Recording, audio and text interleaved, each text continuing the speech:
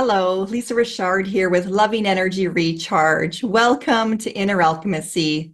Inner Alchemy combines the teachings of human design, the gene keys, and incorporates some tools as a more than existing Lightworker coach. As we're stepping into the energy for September the 14th to the 19th, you may recognize a similarity to the outfit that I'm wearing, and that is because I am recording this early. I am trusting in the teachings and the flow of what is coming through and the readiness of this to be birthed into life. And that is very much a representation of the energy we are now entering into through gate number 6, conflict resolution, and an activation to our solar plex. Now, in the teachings of human design, the solar plex is related to our emotional center. It is one of our youngest awareness centers in the teachings of human design. And we're really just starting to recognize the power of our emotions, how to handle those emotions in an appropriate way, and how our emotional energy does affect others and how we are affected in return by them. So in gate number 6, being one of the emotional activations, this is really flowing through a desire for need and touch. So as humans, we all have needs that are very real to us. And we all have a desire for bonding, for connection, for getting those hugs or having those deep relationships with others. Now, part of this is there is a fear of intimacy that also flows along through gate number 6 that interferes with our desire for need and touch and for having beautiful, healthy relationships. So I want to take a look at the relationship that we're in right now coming into gate number 6 as we are coming to the end of what was known as the Ring of Alchemy. So when we take a look back at the teachings over the last couple of weeks and the energy that you have been walking through within yourself, we have gone through the healing of the shadow of exhaustion to bring us into a state of resolving what we are energetically able to do and what we can't do, and learning to look for help and not feel like everything is independently ours to take on. We then moved into healing through the shadow of confusion and moving away from thinking ourselves into existence and allowing for the gift of imagination to come in, exploring the what if possibilities. Last week, we then stepped into the shadow of oppression and really learned how to take responsibility for our own suffering. And by doing so, afford us an opportunity to transmute that energy by choosing to own the suffering and to transcend that through taking action steps in resonance with our higher self guidance. Now we are finding ourselves in a shadow energy of conflict as we come to the end of this Ring of Alchemy. And the ultimate goal here is to become your own diplomat, to really take a look at both sides and to come into the balance within yourself, which is a peaceful resolution. And that is the highest form of light afforded to us in this gate. Now, before we jump into the properties of the gate itself, I really also want to explore the channel. And this is the connection from the solar plex activation into your sacral center in your human design chart, which is the center of your life force energy. So this is flowing along what is known as the channel of connection. At the other end of this activation was what we refer to as the sex gate in the teachings of human design. Now, the sex gate comes with a very strong magnetic energy that aligns you to the right people and the right projects based on a genetic match. Now, think of that in terms of how we move through the world And whatever we are pulsing out there in our magnetic energy is then attracting back to us in order for us to learn and grow from those experiences. So if you are vibrating in your shadow energies, if you're sitting in the lower frequencies within this ring of alchemy, the exhaustion, the confusion, the oppression, and now the conflict, well, you're going to meet people and obtain projects and have experiences that are also resonating at that same frequency. This is where it's the old saying, misery likes company. So sometimes there is a familiarity of somebody else's situation that helps you to feel better because their level of suffering is equivalent to your own level of suffering. And we want to bring that subconscious awareness up into our conscious awareness and move our vibrations up into the higher states that go, okay, if I was to be diplomatic about this, and I want to move towards a more peaceful existence within myself and a more peaceful existence for others, how can I change my electromagnetic frequency to align myself with individuals who are ready to move through their oppressions and move through their confusions and move through their sufferings in order to evolve into a higher state of being and set ourselves free? So this may be where you're recognizing a shift within your own mind, that you're tired of the same old song and dance, and you're tired of the relationships that aren't going anywhere, or you're tired of compromising yourself, depleting yourself full of energy, and really wanting those connections to other people or to projects that are going to stimulate you in growing and developing those higher aspects of yourself. So there's a lot of energy during this time that is supporting the rise within you to do your own inner transformation in order to shift your alignment, to be more on course, to allowing yourself to pull in the light aspects instead of sitting in that shadow energy. Now, how do we do that? Well, first of all, we have to get really honest with ourselves as to where the conflicts show up within our own life. So think of this in terms of energy. It's an energetic conflict. It is also known as a paradox. It could be that you want deep, meaningful relationships, but you don't allow yourself to have deep, meaningful relationships. So that is a conflict. That is a paradox. You want something, but you don't allow that something. And what stands in the middle of that is our fear of intimacy. It's our fear of revealing to others who we truly are. So there's always this essence of hiding in the shadow and suppressing the true nature, which then robs the spirit of the opportunity to grow and evolve and be free to just be.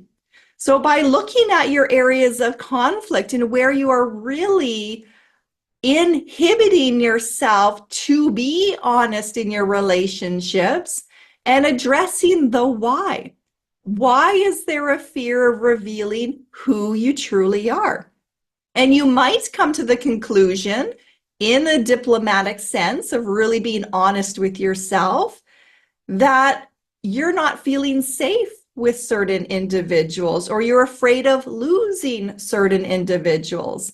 And it's only by really having those honest conversations with yourself can we then move into a higher sense of addressing the validity of those fears. So this is where you're going to be your own diplomat, and you're really going to look at the fear story, worst case scenario. And you're also going to shift over to the other side and look at the best case scenario. Now, chances are all the possibilities in between exist. So if all the possibilities in between exist, Can you move forward in revealing more of your true nature, allowing yourself to come to a greater sense of peace by acknowledging that it could go this way, but it could also go that way? And maybe it is okay for you to allow yourself to experiment with finding the places that feel safe enough for you to start shifting and finding the relationships with others that allow you to be more authentic and coming out of your own oppression. So we have to really start to honor the extent of our sensitivities, our emotions, and being really careful how we project our pain story onto others, or our exhaustion onto others, our oppression onto others. And sometimes we don't even realize that we are doing that. And I know as a sensitive and an empath in myself, and I know a lot of you that are watching this channel also identify as empaths and sensitives and light workers. A lot of times we tell ourselves a story of, well, I'm a really positive person and I just want what's best for others and I'm really doing my own inner work. And where that is likely very true, it's also important to acknowledge our shadow tendencies. And our shadow tendencies can sometimes really hide within ourselves under the layers of our own vulnerability. And to give you an example for that, I had a conversation with a beautiful light worker that I really truly look up to. And in that conversation came across the disclosure that they mentioned that they would rather hurt themselves than hurt anybody else. And when I first heard that, my heart broke. It broke in the love for this individual, that they would feel that it's okay for themselves to hurt and to take on this pain and stay in this suffering so that somebody else could feel better. And I had to really question that. I had to look at both sides of that and go, well, if the other person knew the truth, that you were only staying in the relationship to not hurt them, but you really wanted out of that relationship, would that not ultimately hurt them as well? So I really looked at both sides of that, and I was really questioning the other individual's statement. And then I found myself the next day treating myself to a manicure. And part of the manicure service was getting a beautiful hand rub and arm rub. And it was the first time that I was able to indulge in that kind of treatment. And as she started rubbing my arm, I noticed, ooh, I got a tender spot. There's a bruise there. And I'm watching her go over the bruise, and it almost felt like it was being purposely poked and purposely prodded. And I'm observing this. I'm like, ooh, that hurts. I'm saying this in my mind, that really hurts, and that's a little bit rough. And she asked me, is the pressure okay? And I heard myself go, oh yeah, it's all fine. And I'm observing myself, and I'm observing this bruise getting pushed in and the pain that it's causing me. And I could hear the dialogue in my mind going, well, it's only going to last for a short period of time. You can just allow this to happen. You can just let her do the massage. You can just enjoy the experience. This will pass. It's just uncomfortable for now. And then it dawned on me. I was willing to allow myself to be hurt so that I wouldn't offend another. Or at least that is the story that I told myself. So was my situation any different than my beautiful friend's, who was very honest in her self-actualization of proclaiming, I rather hurt myself than hurt anybody else? So I really want to share that story so that we can examine that energy as a collective right now and really question the diplomacy, the rationalization of some of these stories that we tell ourselves and some of these reasons why we are afraid of being honest with another person, that hurts, that's uncomfortable, I don't really care for that. And how can we start moving into ways of calling in more grace so that we can have peace with ourselves and peace with our boundaries and peace with our conversations, and knowing that when we call in the power of love, that love will show the way. And love will guide us through those conversations that are sometimes more difficult because we've been taught to not create certain waves. But love will sit you down and love will say, hey, this is the way that it is. And it'll help you to look yourself in the eyes and go, do you want to keep telling yourself the story of you don't know how these bruises show up on your body all the time, how you're always covered in these different scars and woundings? Or do you really want to look at that with compassion to say, how am I causing this to happen? Because the truth is, nobody is doing it to us.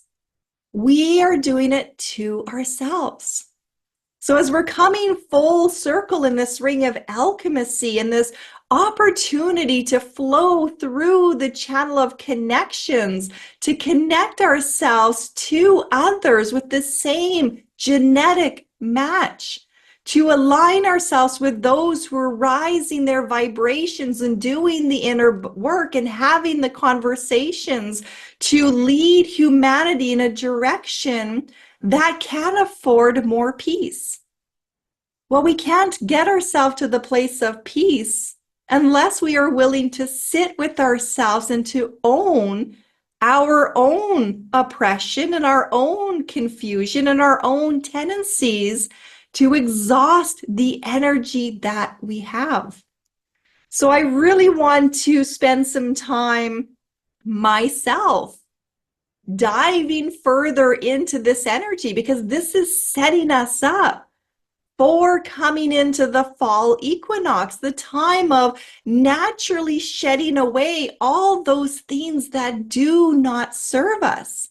And this is also bringing us then into a time of activating all 7 gates within our splenic center. And as I find myself immersed in the teachings and the contemplations of preparing to open the doors to a new self-guided course called Healing the Ancestral Wound, and stepping into what is known as the Ring of Matter and the teachings of the Gene Keys, this then becomes a deep exploration into our physical body, how we love the vessel that is housing our spirit, and how we trust that the body knows what is good for it and what isn't good for us, and how to start harnessing that intuition and honoring those sensations. And then addressing our mental field, which is our perception of the world around us and how safe we feel in that world around us that was developed and solidified between the ages of 14 and 21. We then move into our emotional level, and our emotional body was developed between the ages of 7 and 14. From there, we go into what is known as the gate of the listener in the splenic center. And this brings us through all 3 trimesters of yourself within your mother's womb. Now think of that as the ability to listen, and you're hearing your mother's thoughts, and you're feeling her fears, and you're feeling everything that's happening in your environment, including what you are getting through the umbilical cord connection from the ancestral DNA. But beyond that is your pure innocence. Then we are born into this world of duality, of all this different illusions of separation and shadow energy and gravity, which feels dense. And it is up to us to break through, just like the seed is emerging from the earth, having our own breakthrough moments, your own shifting of your consciousness in order to rise to the light and allow for yourself to be vulnerable in the extent of you're newly born into this energy. You're newly born into discovering the truth of who you've always been. So that requires nurturing your soil, your foundation, nurturing yourself by calling in the light, staying in your grace, staying in your healthy boundaries, allowing yourself to be supported by individuals who are going to cheer on your growth. This is such a sacred time that we are coming into. And perhaps you have found this channel because you identify as a breaker of chains, as one who is going to be in charge of your own story, and in terms of your destiny, aligning yourself to that course. So if that feels right for you, I invite you to visit my website, lovingenergyrecharge.com. There is a free complimentary lesson in there that you can listen to feel for yourself if this is right for you to embark on or not. It is self-guided, which means that there's no scheduled classes. You have access right now to go in and have the materials, the teachings of gate number 46, the love of the body, the fall equinox, gift of serendipity, moving then into the teachings of the splenic center, what it means to be defined in your chart, undefined in your chart, even what those terminologies even mean. On the collective gate activations in the energy for each one of those splenic centers, those are then are going to be automatically released out to you. There are video downloads that are be channeling through, there are written materials to read, and there's reflection questions for you to sit with. This is a life review. You're the only person that can sit down and move yourself through the different stages of your life to come into peace with what events happened during that time, what may have caused certain anchors in the mental perception or in the emotional field or the physical field, and then looking at how we parent our inner child, how we start to heal through those underdeveloped aspects of ourself. Because let's be honest, we live in a world of a lot of wounded children that are posing as adults. So what if divine grace is called in to be the ultimate parent and to help us rise? And as we rise, the children coming in are more and more supported. They get to be their authentic selves. So this is the channel 6, the channel of connecting, aligning ourselves to the genetic match of just knowing. There is a call for light workers right now to lead the way. Those who are not afraid to look at their shadows and say, you know, I'm willing to go through my suffering because at the other end is your resurrection. So enjoy this journey. Feel yourself into the peace of the potential of really doing your own inner alchemy work, coming into your own conflict resolution, not being at conflict with your true nature any longer, or projecting it out onto others or the systems, but claiming the full responsibility that everything you need is inside you. Are you willing to be quiet enough to listen? Are you willing to make the time to be with you and to get to cultivate the greatest relationship that you are ever going to have. And that is the one with yourself. I'm sending you all so much love. Namaste, which means the light in me sees the light in you. Take care.